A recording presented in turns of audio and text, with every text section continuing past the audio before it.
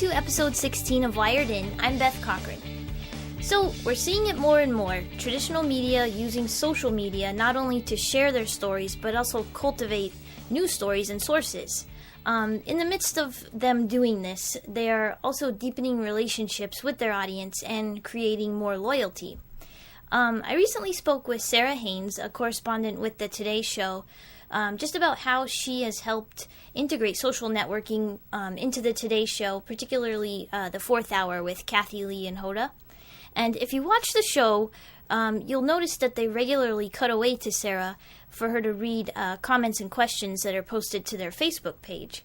And this may not seem too significant, but it's just completely changing the way we communicate with the mass media.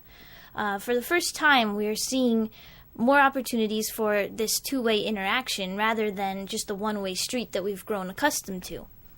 So I wanted to just flip it over to that interview because it's kind of lengthy, and just wanted you to really hear Sara's take on this topic, and then I'll meet you back up afterwards to talk about just how you can become a part of this shift.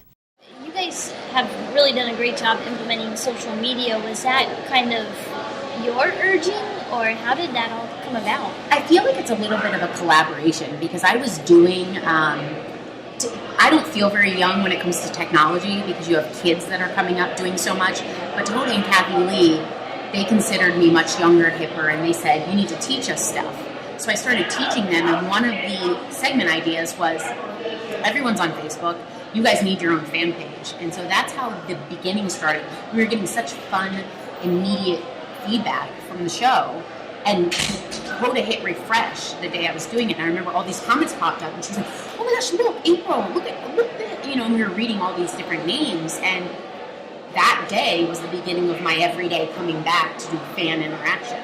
Oh, wow. But I'd say it's collaborative, because I know, like, Hoda really was already doing this kind of stuff, and kind of wanted to, let's make it not so scary to other people that are at home, and my executive producer, Tammy, was the one that said, we could read comments every day. So I feel like I can't take full credit. I was one mind among a couple that were like, this is kind of cool. How many show ideas, or maybe on average, have you generated from Facebook, if any? Or it's hard to gauge a number, but tons, because I'll post on there.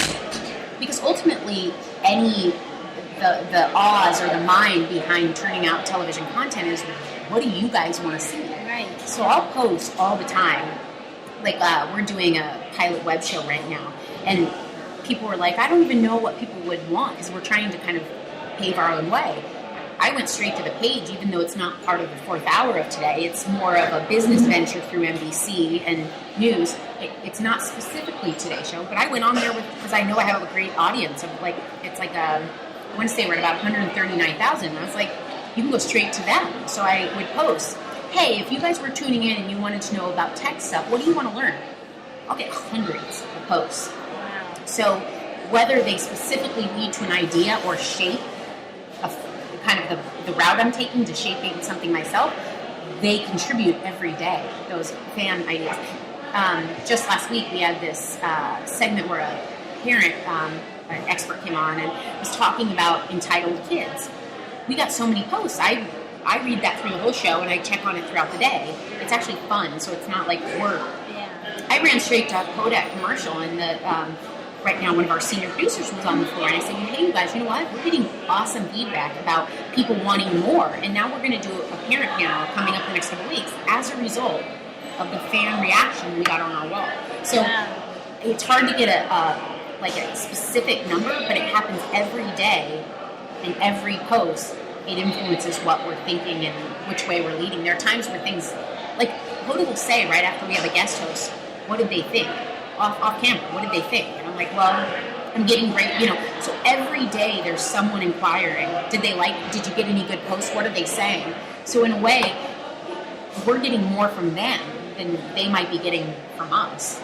So it's like that immediate feedback rather than waiting for ratings to come back and things like that. Well, and sometimes it's a good reminder because you're in a bubble anywhere you live, but New York is so fast-paced. And then with a job where the hours, television production, are one of those jobs, you're serving a lot of time, you're talking to the same minds, you're mixing with the same people. it's a reminder sometimes of what people are looking for.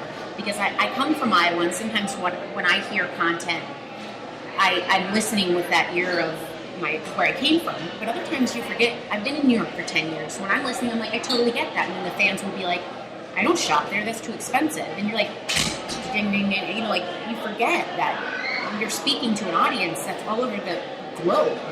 And at times, people speaking out, you're like, we're not even slightly hitting the mark.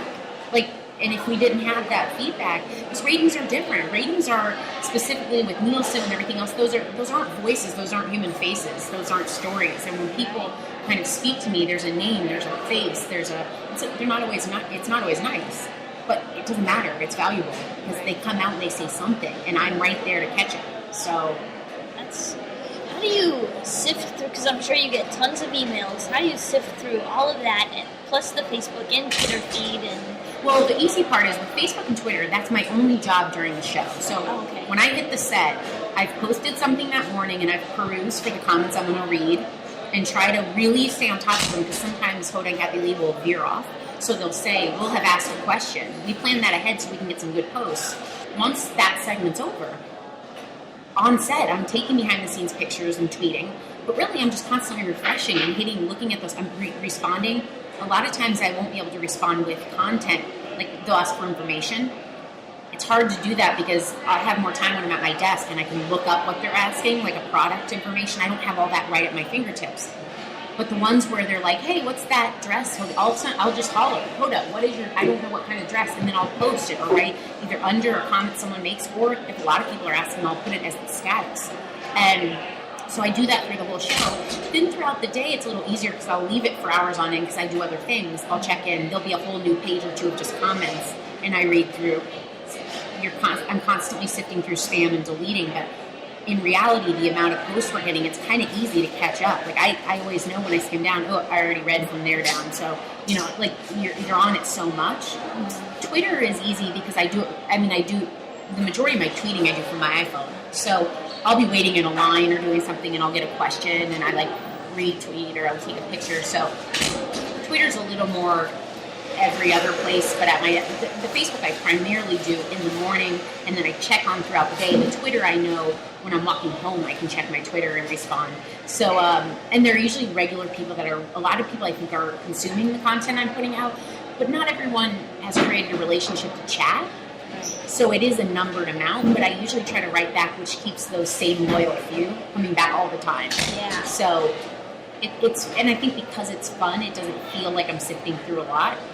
It's trying to find places where you can give back, because like I said, we feel we get so much from them that it's mainly whenever I get a good question, I'm like, oh, this is easy, Do you think that it's created more loyalty, knowing that they can now communicate? I think very much so, because I think the whole point is when you look at business and brand loyalty that companies have tried to do for years through commercials and making it hometown and always trying to find the magical formula that'll make people feel something to come back. Part of the inspiration was at times I could relate more to the people outside the window or sitting at home that I never stepped into a television studio, not even in college. Most people around here had internships. I didn't step in until I was of age.